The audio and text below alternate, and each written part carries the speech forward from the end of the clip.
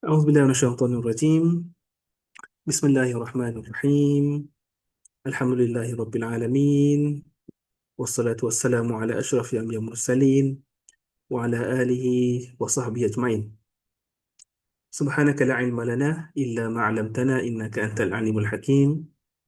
رب اشرح لنا صدورنا ويسر لنا أمورنا واحلل عقدة من ألسنتنا يفقه أقوالنا. اللهم اجعل القرآن العظيم ربيع قلوبنا ونور صدورنا وجلاء أحزاننا وذهاب همومنا، وارزقنا تلاوته آناء الليل وأطراف النهار، واجعل حجة لنا يا رب العالمين. Alhamdulillah, syukur kepada Allah Subhanahu Wa Taala. Pada malam ini kita dapat bersama setelah semalam saya terpaksa menangguhkan kelas kerana faktor kesihatan, kehilangan suara selepas sesi podcast yang agak panjang, juga agak uh, intens. Dan Alhamdulillah, malam ini Allah izinkan kita untuk bersama-sama dalam siri kelas Tadabbur Juzuk Amma, yang mana dalam siri ini kita akan menelusuri satu persatu surah yang ada dalam Juzuk Amma, iaitu juzuk yang ke-30 yang kita baca dan juga yang kita hafal mungkin sejak daripada usia kita, daripada zaman kanak-kanak dulu lagi kan. Jadi yang pertama sekali ialah kalau boleh kongsikan yang ikuti malam ni, uh, ikuti dari mana? Uh, dari manakah sahabat-sahabat sekalian mengikuti kelas ni? Lokasinya di mana? Kalau saya di Kajang, uh, dekatan dengan Taman Sutera. So kalau ada orang Kajang, Ceras, Setiap Alam, Sabah, Johor, Kajang, Singapura, okay, kita Terengganu pun ada, Singapura, Selayang, Masya Allah. So kita ada wakil dari seluruh seluruh Asia Tenggara lah kot kan. Terengganu, ada Degil, okay, Alhamdulillah. Masa maju pun ada, InsyaAllah. Jadi, terima kasih semua kerana memberikan respon. So, saya tahulah saya tak bercakap seorang diri malam ni. Ada orang yang mendengarnya. Dan insyaAllah untuk kelas yang saya berazamnya untuk adakan pada setiap minggu ni, sepatutnya pada hari Khamis, kelas ni adalah untuk kita sama-sama merenungi surah dalam Juzuk Amma, yang mana surah ini adalah surah yang paling awal kita baca, yang paling awal kita tahu, yang sentiasa kita ulang sampai sekarang. Dan kadang-kadang pengulangan itu menjadikan kita tidak menghargai perkara yang sama berulang-ulang kali itu. Sebab kata lalu kerap diulang, sebab kata lalu terbiasa di lidah kita, kita tidak menyedari nilai dan juga kedudukan sesuatu yang sentiasa dekat dengan kita kan. Apa saja dalam hidup kita ni macam tu kan. Sesuatu yang berada dekat dengan kita, di sekeliling kita, ialah sesuatu yang jarang dan agak sukar untuk kita hargainya dengan sepenuhnya. Dan itulah tujuan daripada kelas yang saya nak buat ni, yang mana kita nak kembali semula untuk menghayati dan juga untuk memperbaharui dan juga untuk sama-sama kita memaknai semula surah yang kita sentiasa baca ini, bermula daripada surah An-Naba sehingga ke surah An-Nas, dan kita lihat apa yang ada dalam surah ini, apa yang Allah nak beritahu kepada kita, dan apa tujuan-tujuan surah ini diturunkan kepada kita. Jadi malam ni kita akan mulakan dengan surah Juzuk Amma, iaitu surah An-Naba. Dan masa yang sama juga kita akan mulakan juga dengan satu pengenalan yang umum berkenaan dengan Juzuk 30 ini, berdasarkan huraian yang disebutkan ataupun dihuraikan oleh almarhum Sayyid Qutub dalam tafsir beliau Fi Dhilalil Quran. So malam ni kita akan ada dua bahagian lah. Yang pertama, kita akan berkenalan dengan Juzuk 30 ni ada apa, apakah sifat-sifat surah Juzuk 30 ni, apakah tujuan-tujuan yang nak dicapai, dan apakah topik-topiknya, apakah irama-iramanya, perkataan yang saya kutip guna dari sudut lafaznya, dan apa tujuan akhirnya daripada surah itu. Dan Juzuk Amma ialah nama yang diberikan untuk surah yang berada pada juzuk yang ke-30. Kenapa dinamakan juzuk 30 ni sebagai juzuk ammah? Kerana surah yang pertama yang berada dalam juzuk ini iaitu surah An-Naba. Sebelum itu, ini mungkin juga satu orang kata apa? Maklumat yang yang tambahan, yang mana pembahagian juzuk Al-Quran ini, yang mana pembahagian Al-Quran kepada 30 juzuk ini adalah pembahagian yang dibuat oleh para ulama berdasarkan ijtihad para ulama. So kita kena tahu perkara ini. Saya minta maaf, mungkin ada terbuka video.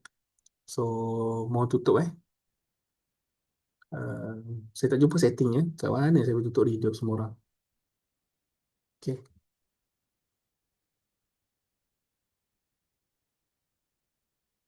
Saya tak jumpa setting. Okay, tak apa. Tapi hati-hati untuk supaya tidak terbuka. Okay. Sambung semula. Okay. Okay. Kalau kat mana kita berada tadi?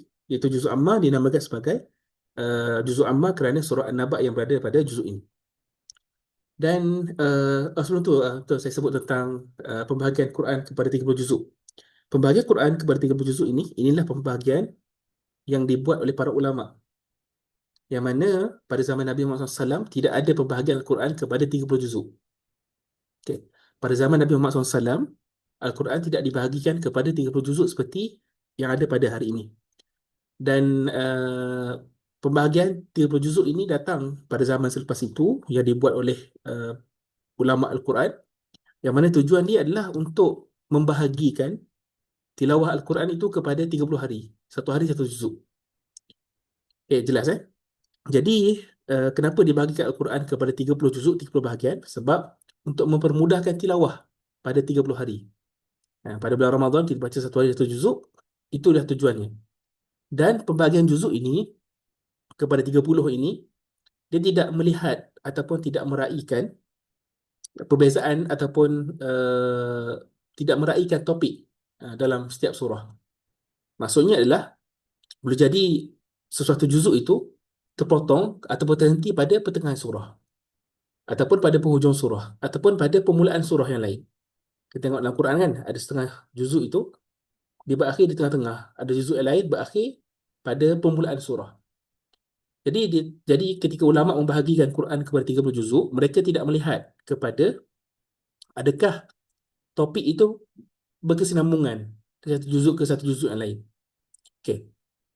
Dan bila kita melihat Quran kepada 30 juzuk ini, kita tidak boleh melihat Quran ni terbahagi kepada 30 itu. Kita kena lihat Quran ni dengan pandangan surah per surah, surah per satu persatu. Dan tidak salah untuk kita merenungi Al-Quran berdasarkan juzuk, tapi kita kena ingat yang juzuk ini ialah satu ijtihad ulama untuk membahagikan Quran untuk tilawah. Jadi kalau kita mendengar ada orang yang cuba nak menyampaikan Quran dengan tadabbur juzuk, itu adalah cara yang bagus, tapi kena berhati-hati kalau sampai ke tahap ataupun sampai ke keadaan yang dia mentemakan juzuk. Juzuk satu tema ini, juzuk dua tema ini, juzuk tiga tema ini. Sebab apa?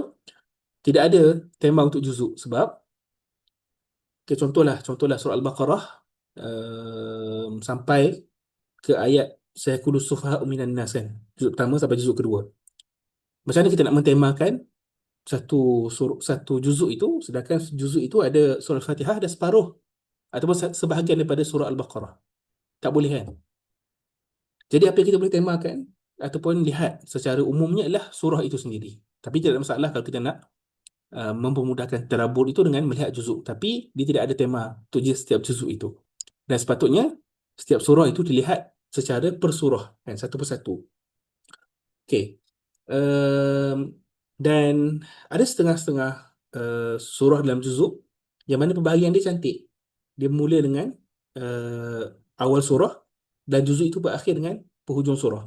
Contohnya macam juzuk yang ke-14, ada surah Al-Hijr, dan juga surah lepas tu saya lupa surah apa, tapi surah Al-Hijr dan juga surah lain. Macam juzuk 18 ada surah Al-Anbiya dan juga surah Al-Hajj. Betul. Betul.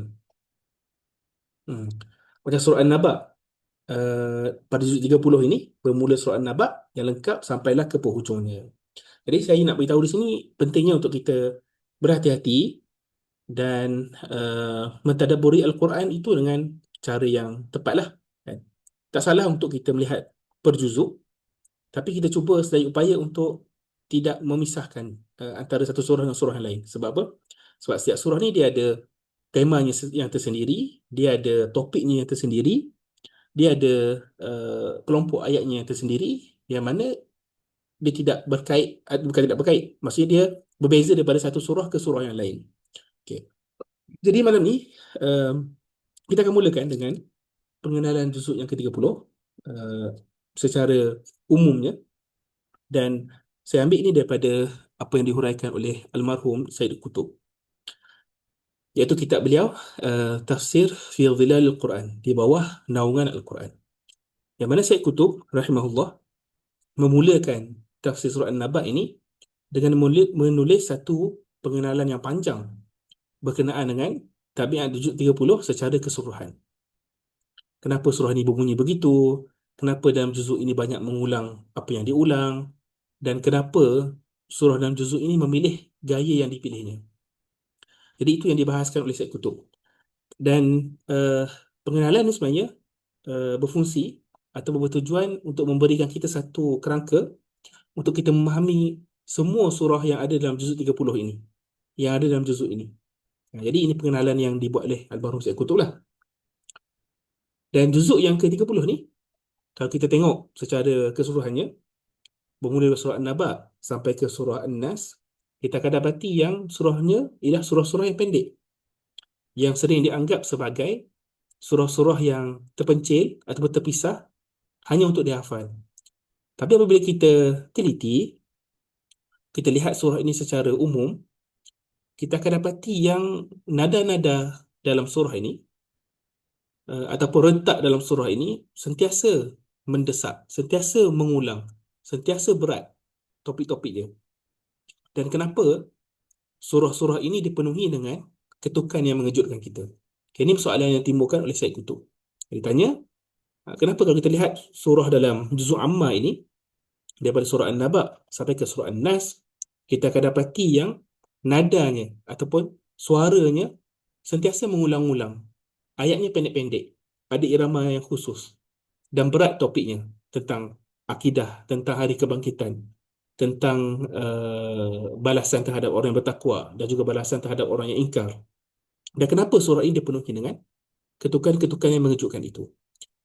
Jadi dalam surah ni, dalam juzuk ini, kata Syed Qutb rahimahullah, adanya kesatuan dalam kepelbagaian. Walaupun kita lihat dalam juzuk ini ada banyak surah, tapi kata Syed Qutb, hadzal juzuk kulluhu dhu tabi'in ghalib. Seluruh juzuk ini sebenarnya mempunyai satu sifat ataupun satu karakter yang dominan, yang merangkumi semua, kan? Dan dalam juzuk yang ke-30 ini, surah-surahnya hampir semuanya ialah makiyah. Okey, apa yang dimaksudkan dengan makiyah? Kalau siapa tak faham apa-apa yang istilah-istilah yang sebutkan, yang saya sebutkan, boleh beritahu untuk saya jelaskan. Okey, so kata almarhum Syed Qutb rahimahullah, beliau kata hampir keseluruhan surah juzuk 30 ini ialah surah makiyah. Surah makiyah ni maksudnya apa? Surah yang diturunkan sebelum hijrah ketika Nabi Muhammad SAW berada di Mekah. Okay, itu maksud makiyah. Kecuali surah Al-Bayyinah dan juga surah An-Nasr. Al-Bayyinah dan juga An-Nasr, kata Syed Qutb rahimahullah, ini adalah dua surah yang diturunkan selepas hijrah ketika Nabi Muhammad SAW berada di Madinah. Dan persamaannya apa? Persamaannya ialah kesemua surah ini semuanya pendek-pendek, ringkas-ringkas, walaupun dia ada perbezaan dari sudut tahap kependekannya. Surah An-Naba panjang, tapi masih lagi pendek. Dan Syed Qutb jelaskan di sini kepada kita ialah apa yang menyatukan ataupun apa yang menghubungkan keseluruhan surah-surah ini ialah sifatnya khas, sifatnya khusus dari segi topik, dari segi bayangannya, dari segi gaya umumnya, bahkan dari sudut irama surah itu saling menyatu antara satu surah yang lain. Itu kita akan tengok. Bagaimana setiap surah ni sebenarnya dia membawa satu ciri-ciri ataupun dia ada karakter yang khusus yang menggabungkan antara semua surah. Okey. Dan beliau kata apa? Beliau kata beliau melihat seluruh surah ini bukanlah surah yang terasing antara satu sama lain, tapi surah yang saling berkait antara satu sama lain. Okey. Jadi kata Syed Kutub, perkara pertama sekali yang kita dapat lihat dalam keseluruhan juzul amma ini, yang pertama sekali ialah adanya satu perumpamaan yang asas, yang sama, yang mana setiap surah dalam juzuk ini ialah satu ketukan dan satu jeritan kepada orang yang sedang lena. Okay, kalau kita lihat kepada suasana surah-surah ini diturunkan pada zaman Nabi Muhammad SAW berada di Mekah, pada waktu itu manusia sedang berada dalam kegelapan, dalam kelalaian, dalam kehinaan dan dalam kemunduran. Dan surah ini diturunkan untuk mengetuk hati manusia, untuk mengejutkan orang yang dah lama tidur ni, orang yang dah lama tenggelam dalam tarian, dalam keseronokan, supaya mereka sedar dan mereka bangun dan mereka fikir bahawa adanya Tuhan, adanya rancangan, adanya ujian, adanya hisab dan ada balasan neraka dan juga syurga. Ini perkara pertama yang menghubungkan ke semua surah dalam juzuk 30 ini. Yang pertama, apa? Adanya satu asas yang sama, yang mana kata Syed Kutub, innaha turuqat mutawaliyah alal his. Sesungguhnya surah-surah ini ialah ketukan yang bertalu-talu ke atas deria. Turuqat anifah, qawiyah aliyah, satu ketukan yang ganas, yang kuat, yang lantang. Wasaihat, dan jeritan. Dan jeritan untuk membangunkan orang yang sedang tenggelam dalam tidur, tenggelam dalam keadaan mereka dalam penuh kelalaian. Okay, so ini perkara pertama yang menghubungkan semua surah dalam juzuk 30 ni, yang mana surah dalam juzuk amma ini diturunkan untuk mengejutkan orang yang sedang lalai, orang yang sedang lena, orang yang sedang tenggelam dalam segala nikmat mereka. Dan betapa indahnya bila mana Allah Subhanahu Wa Taala letak surah dalam juzuk ini pada juzuk yang terakhir dalam Al-Quran. Bayangkan kita baca Al-Quran daripada awal kan, daripada Al-Baqarah, mulai Al-Fatihah, Al-Baqarah, kemudian Ali Imran, dan kemudian surah-surah yang pertengahan, dan akhir sekali Al-Quran diakhiri dengan surah yang memperingatkan kita daripada bahayanya kelalaian, bahayanya kebisingan, bahayanya tenggelam dalam nikmat yang berpanjangan. Itu sebagai penutup bacaan kita terhadap Al-Quran. Walaupun surah-surah ini antara surah yang terawal diturunkan, tapi Allah menyusun surah-surah ini untuk berada di penghujung Al-Quran. Sebagai apa? Sebagai take away message untuk kita kan. Sebagai penutup untuk kita kan. Bila kita tinggalkan ataupun kita habiskan bacaan Al-Quran ini dengan khatam, ini adalah message-message terakhir yang lekat dalam kepala kita. Dalam surah Juzuk Amma ini. Okay, jelas eh? Okay, saya sebut apa tadi? Yang pertama sekali ialah satu ketukan yang bertalu-talu untuk orang yang tidur lena, untuk orang yang mabuk, yang mana deria mereka ni dah lumpuh. Mereka tak punya rasa apa-apa dah. Bila lihat kezaliman, dia tak rasa terdetik hati dia untuk mengubah kezaliman. Apa yang berlaku pada zaman jahiliah kan, sampai menanam anak perempuan hidup-hidup kan, sampai hilang rasa kebas, dah sampai tahap rasa kebas dengan dosa. Bahkan di sekitar Kaabah kan, kalau kita baca sirah, orang Arab jahiliah bertawaf dalam keadaan telanjang. Dah hilang rasa malu kan. Dan dah hilang rasa rasa ingin mencari Tuhan yang satu kan. Disebutkan dalam sirah juga bagaimana Arab jahiliah dulu mereka akan menyembah kurma. Mereka akan bawa bekal kurma, dan kurma itulah yang mereka sembah. Dan apabila mereka lapar, mereka makan Tuhan mereka, iaitu kurma itu. Hilang segala kewarasan berfikir kan. Jadi surah ini turun untuk keadaan yang macam itu. Itu orang yang tengah tidur, yang tak bangun-bangun, yang dah kebas dia punya deria rasa mereka, dan mereka tenggelam dalam kelalaian, Dan situasi itu pun sebenarnya tak jauh beza pun dengan kita pada hari ini kan. Dengan hidup kita pada hari ini, saya kutub menamakan dengan jahiliah yang moden, kan.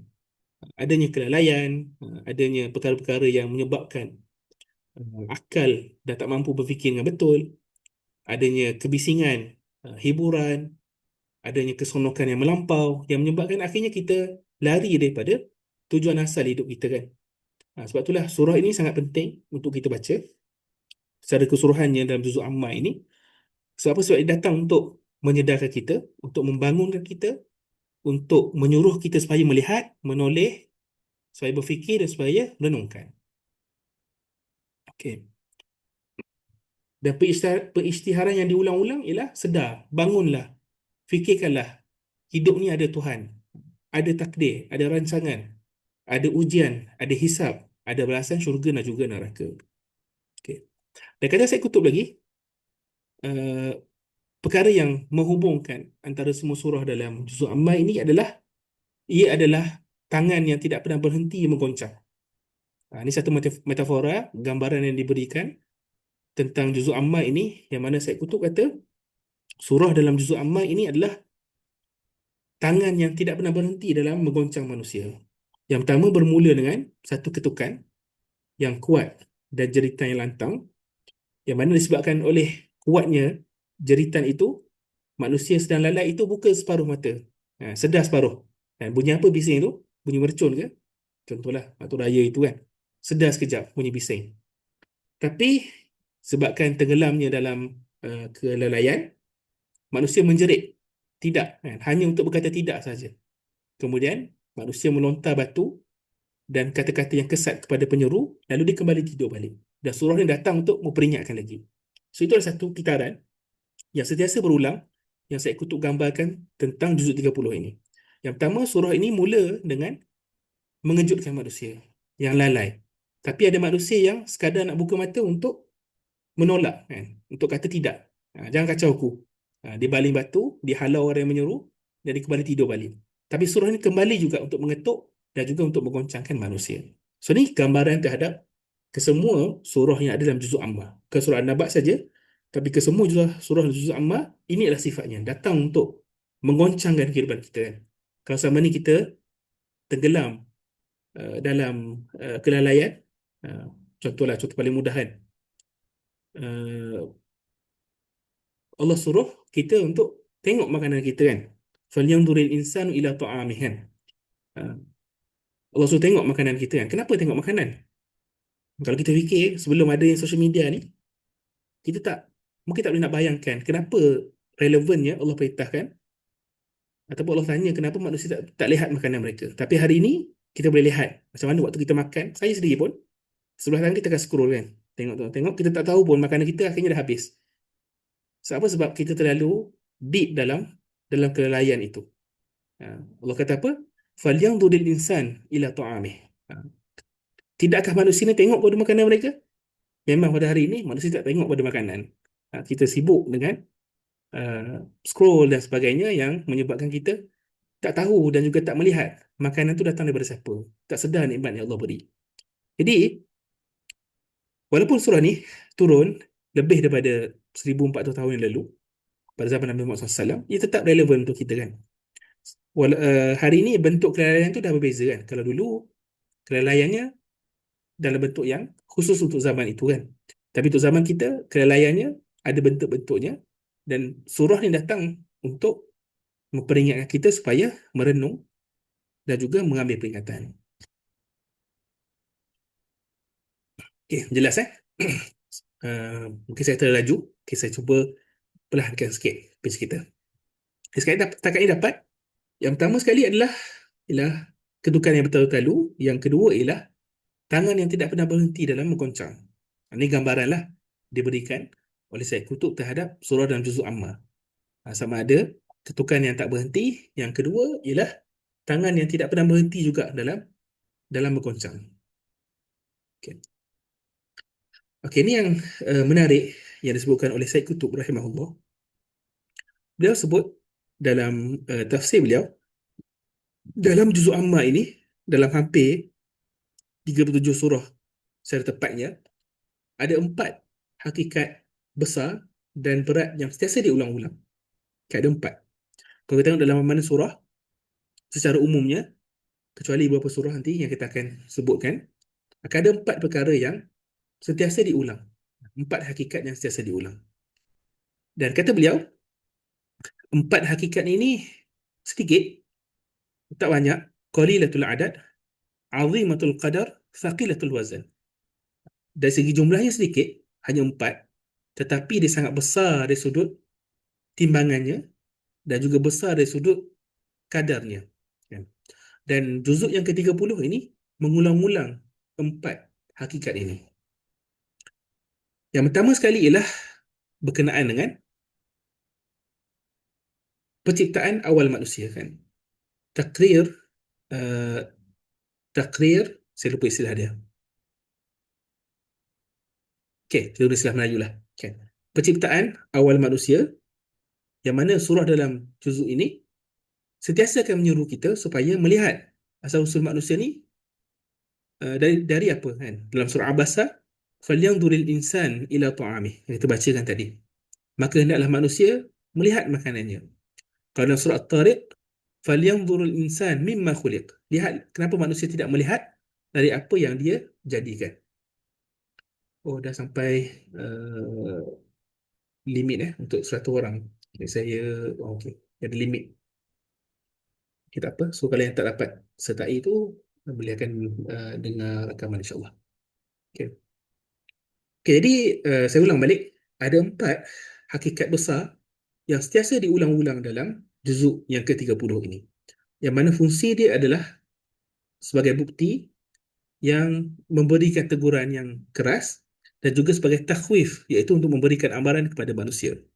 Yang pertama sekali ialah penciptaan awal manusia, untuk manusia sedar tentang asal-usulnya dan juga untuk melihat makanan dan juga melihat haiwan dari apa diciptakan. Unta, langit, gunung, seperti dalam surah Al-Ghashiyah dan juga surah At-Tariq. Contohnya saya bacakan tadi, falyanzuril insan ila ta'amih. Maka hendaklah manusia lihat makanannya. Falyanzuril insan mimma khuliq. Maka hendaklah manusia melihat dari apa yang dijadikan. Dan dalam surah An-Naba, ada bahagian yang memperincikan tentang penciptaan langit dan juga bumi. Surah Nazi'at pun sama. Dan surah Al-Ghashiyah, afala yanzuruna ila ibili kaifa khuliqat. Allah tanya, tidakkah mereka melihat unta bagaimana diciptakan, melihat langit macam mana diciptakan, melihat bumi macam mana diciptakan, dan melihat gunung macam mana diciptakan. So ni perkara pertama yang akan sentiasa diulang dalam juzuk 30. Yang pertama ialah berkenaan dengan penciptaan awal makhluk. Yang kedua ialah masyahid. Masyahid ini adalah suasana. Suasana alam semesta. Juzuk ini, yang ke-30 ini, dipenuhi dengan pelbagai sumpah yang menggunakan fenomena alam seperti matahari, bulan, malam, siang, fajar, bintang, bumi, gunung. Dan kita akan dapat lihat dalam setiap surah ni mesti ada sumpah yang Allah buat untuk menarik perhatian manusia untuk memerhatikan alam.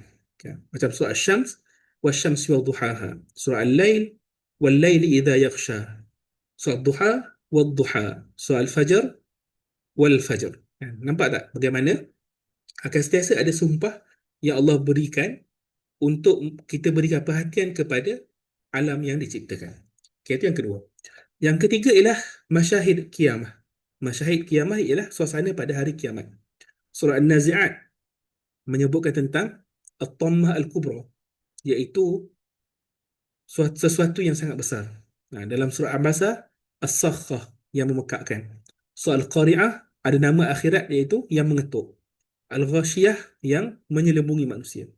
Jadi selepas juzuk ini memberikan perhatian kepada penciptaan awal, masyahid alam semesta, yang ketiga ialah masyahid kiamah, iaitu suasana pada hari kiamat. Yang keempat ialah masyahid hisab, nikmat dan juga azab. Suasana ataupun keadaan perhitungan dan juga nikmat dan juga azab. Allah sebut tentang syurga dan juga neraka, dan juga macam mana manusia ni akan dihisab dan akan dinilai oleh Allah Subhanahu Wa Taala pada hari akhirat. Dan kadang-kadang juga kata Syed Kutub dalam juzuk ini akan ada selingan-selingan tentang kisah-kisah kehancuran umat terdahulu yang mendustakan.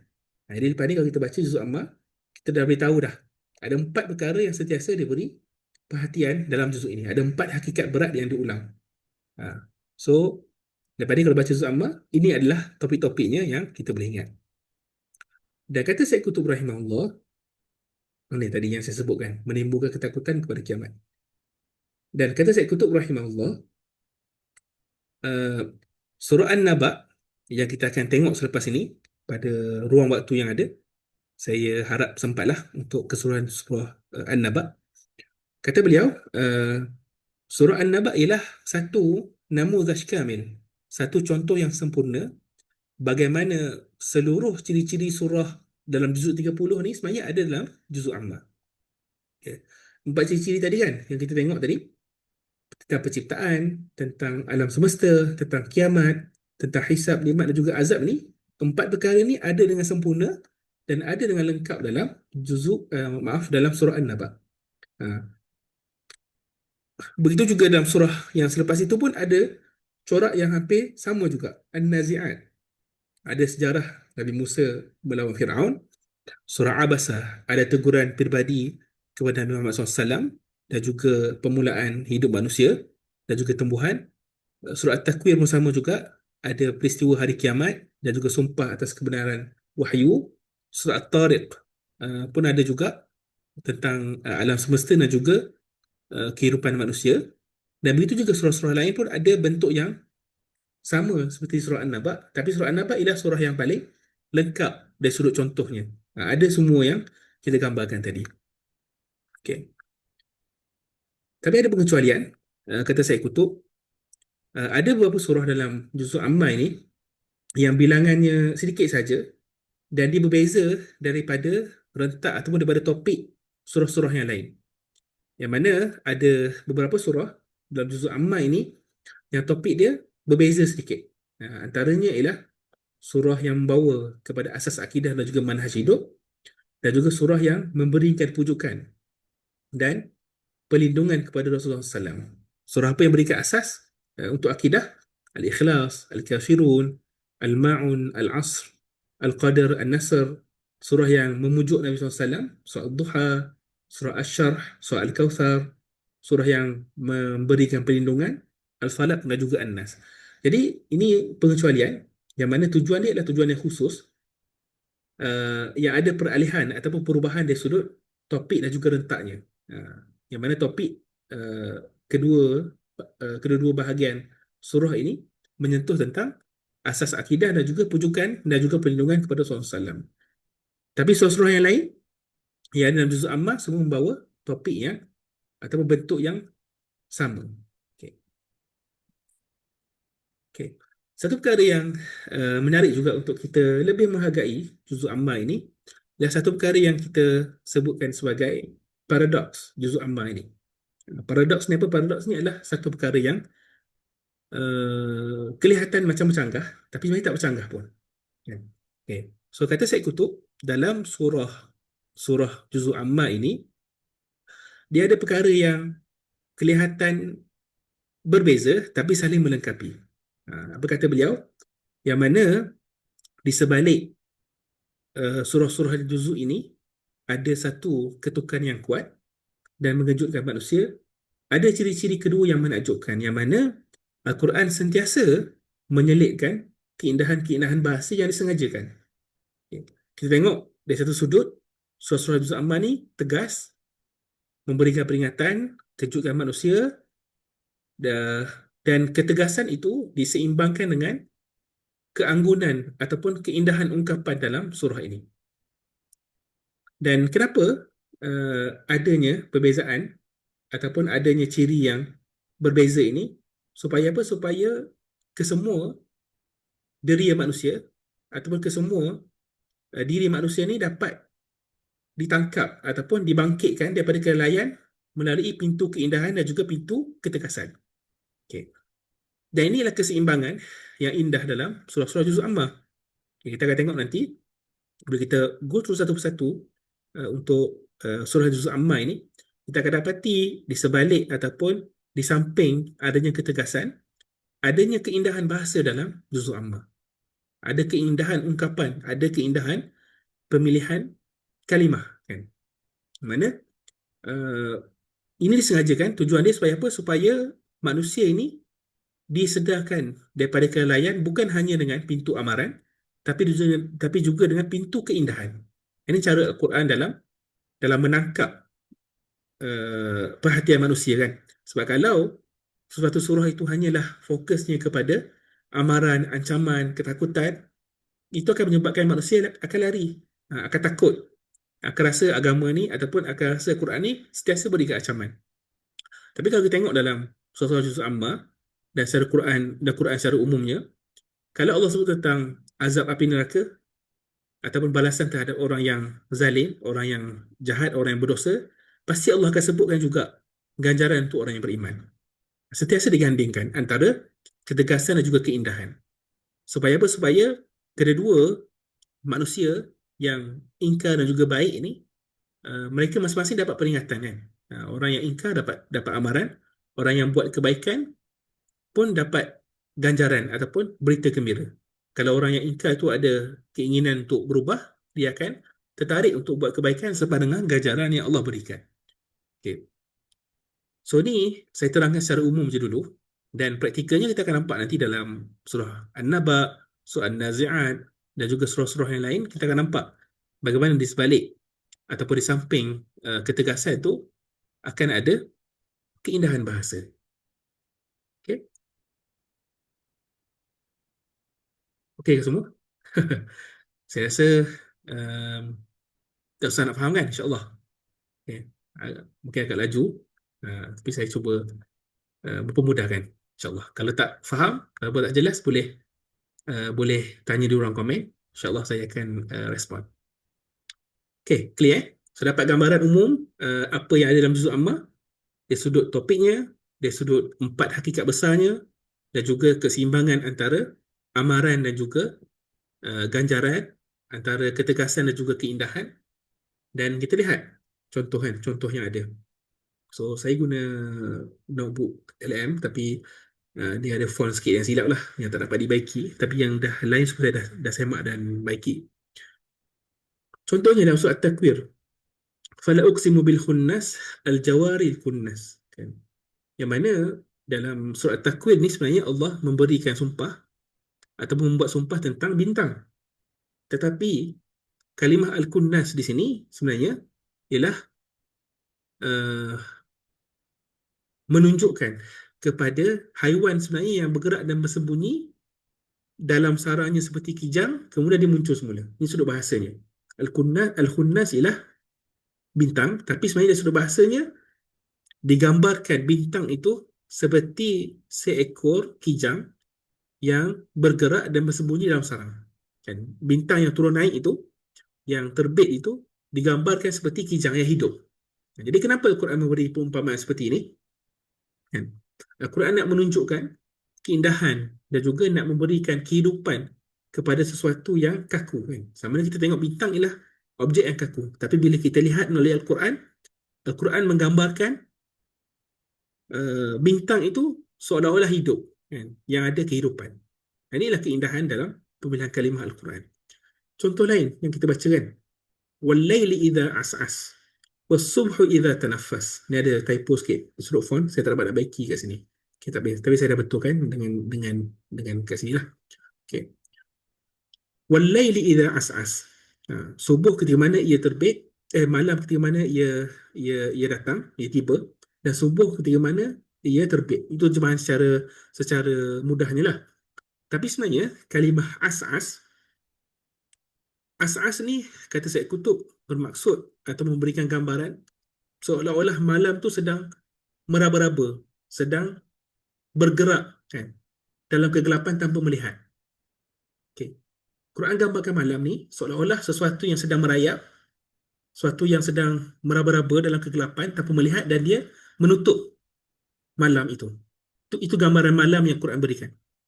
Boleh faham tak? Jelas tak contoh asas ni?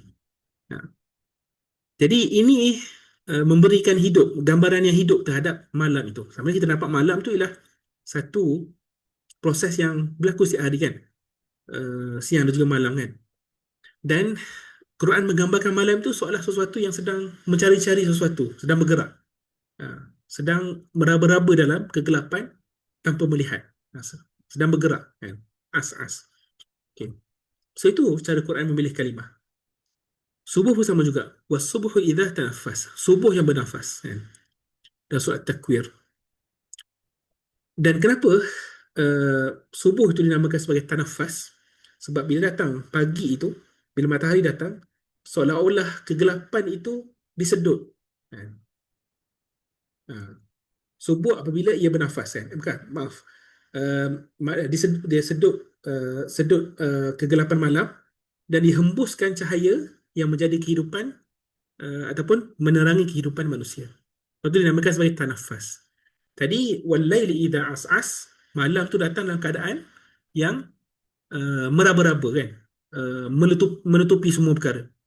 Tapi bila datang waktu subuh, subuh ni seolah-olahnya Quran gambarkan dia menyedut kegelapan itu dan dia menghembuskan cahaya yang menjadi uh, cahaya untuk kehidupan seharian kita. Nampak tak bagaimana Quran memilih kalimah itu dengan sangat indah, kan, dengan sangat hidup gambaran malam itu dan juga siang itu. Bahkan sampai saya kutuk cakap apa? وأكاد أجزم أن اللغة العربية بكل مأثوراتها التعبيرية لا تحتوي نظيرا لهذا التعبير عن الصبح. Kata cakap apa? Saya hampir pasti bahawa keseluruhan khazanah ungkapan bahasa Arab ini tidak akan ada satu padanan ataupun satu takbir atau satu ungkapan yang lebih menakjubkan daripada ini. Tidak ada dalam bahasa Arab ni pernah digambarkan subuh itu sebagai bernafas. Hanya Quran saja yang buat. Sebab memberikan kita gambaran yang sangat hidup, kan.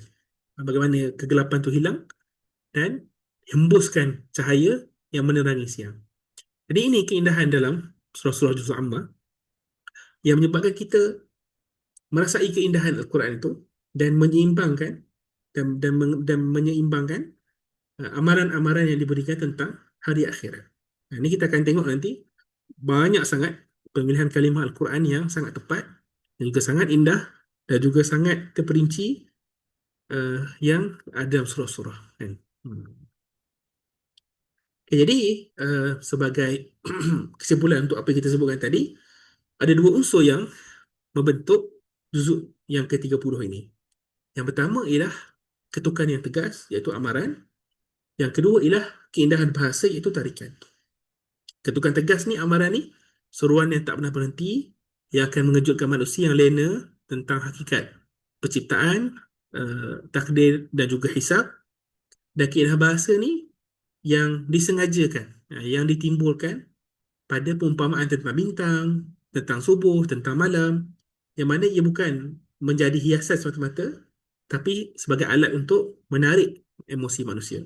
Dan kedua-duanya saling menekapi antara satu sama lain untuk menembusi kekerasan hati manusia, kan. Jadi tak boleh hanya semata-mata tegas, diperlukan juga keindahan bahasa. Okay. So kita masuk lagi surah An-Naba. Kita just tengok secara keseluruhan juzuk Amma. Dan kenapa strategi ini wujud, dua cara ini wujud? Sebab apa? Sebab jiwa manusia ni mudah kebas dengan kelalaian dunia. Dia perlukan dua ubat. Ubat yang tegas dan juga ubat yang indah, kan? Kata Syed Kutub, ia memerlukan ketakutan dan ketukan kekerasan untuk memecahkan cengkerang kelalaian. Namun sebab saja cengkerang itu retak, ia memerlukan keindahan bahasa yang paling anggun untuk menawan hati nurani yang ada di sebaliknya. Inilah kaedah ilahi yang paling agung. Indah, kan? Yang mana hati manusia ini sebenarnya tertutup, keras, kan? Dengan dosa, dengan maksiat, dengan kelalaian, dengan kejahilan. Bahagian pertama juzuk Amma ini, tugas dia lah untuk mengetuk, untuk pecahkan penutup ataupun cengkerang yang menutup hati itu. Dan bila dah pecah, takkan nak ketuk lagi, kan? Datanglah keindahan bahasa yang paling indah untuk menangkap hati manusia ini supaya kagum dengan Al-Quran, supaya beriman dengan Al-Quran. Ini yang dibuat dalam juzuk Amma yang sentiasa berulang dari satu juzuk dari satu surah ke surah yang lain. Okey, boleh proses setakat ni, insyaAllah. Pengenalan juzuk Amma, kalau pertama kali mendengarnya, Mungkin akan masa juga untuk memprosesnya, untuk menghadamnya. Tapi insyaAllah kalau tak sempat, boleh apa boleh boleh dengar rakaman nanti insyaAllah. Okay. Ada contoh ni. Banyak betul setting saya tak tahu. Sekejap annotate.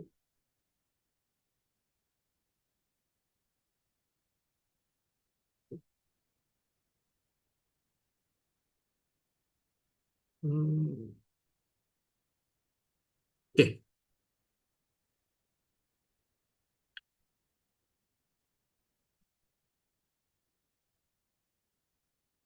Sebab soalan ni, soalan yang boleh di ni. Jawab dulu. Okay, clear. Okay, so ini adalah pengenalan untuk juzuk yang ke-30. So saya nak stop recording sekejap kat sini. Supaya apa? Supaya video nanti, so dia akan ada dua video lah.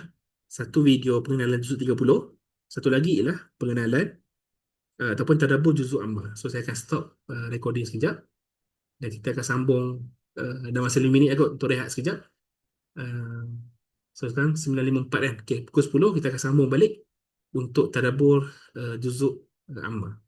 Sementara saya settlekan kata apa untuk tukar slide dan sebagainya. Okay.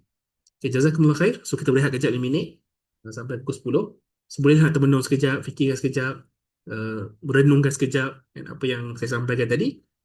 Dan kita akan sambung seterusnya dengan tadabbur surah An-Naba. Okay, saya stop recording.